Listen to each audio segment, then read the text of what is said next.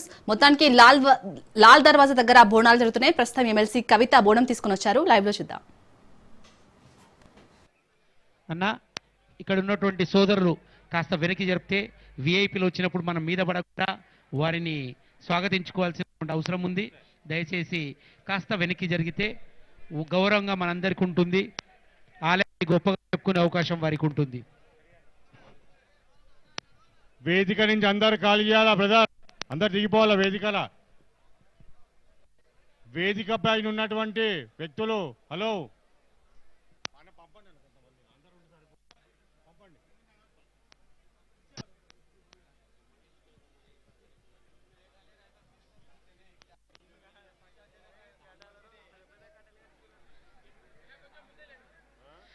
వేదిక ముందు ఉన్నటువంటి కూడా క్లియర్ కావాలండి. ఇక్కడ రద్దీగా ఉంచొద్దు. పోలీస్ వాళ్ళకు కూడా ఇబ్బంది కలిగించకుండా మనం అందరం వారికి సహకరించాల్సినటువంటి అవసరం ఉంది. మరికొద్దిసేపట్లో హర్యాన మాజీ గవర్నర్ బండారు దత్తాత్రేయ గారు కుటుంబ సమేతంగా అమ్మవారికి బంగారు బోనం సమర్పించడానికి వస్తా ఉన్నారు. వారికి దేవాలయ కమిటీ తరఫున సాదరంగా స్వాగతం పలుకుతా ఉన్నాం.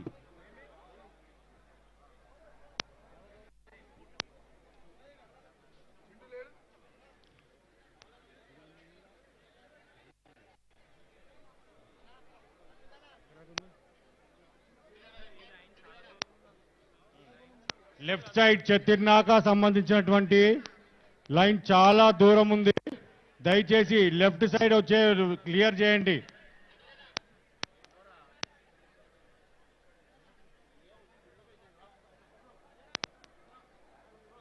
నీరజ్ మీ బోనం మీరు వెళ్ళిపోండి, అవన్నీ వద్దు.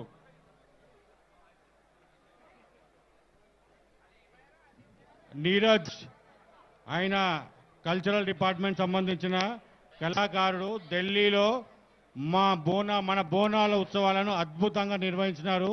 వారు మాకు విఐపి వాళ్ళు పంపించాల్సిందిగా కోరుతా ఉన్నాం.